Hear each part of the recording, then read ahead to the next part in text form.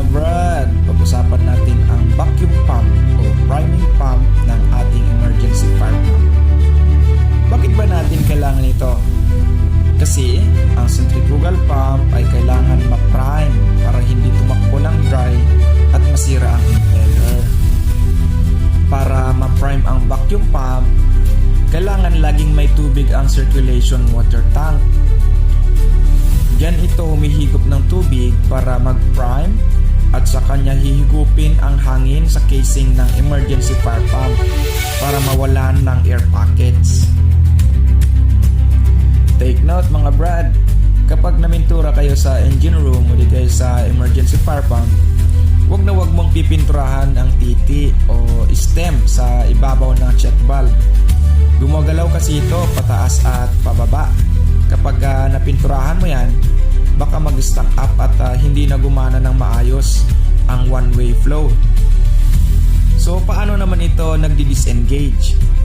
Kapag umandar na ang emergency fire pump at nagka-pressure, ang tubig mula sa delivery side ay papasok sa auto cylinder at itutulak ang shaft palabas para i-disengage yung vacuum pump. So pagpatay naman ng bomba, ibabalik ito ng spring para mag-engage ulit.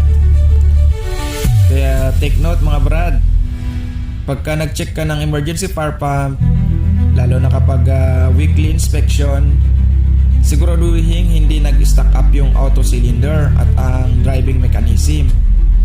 Tapos kapag may leak naman sa may auto cylinder, may o-ring sa loob, baka worn out na rin.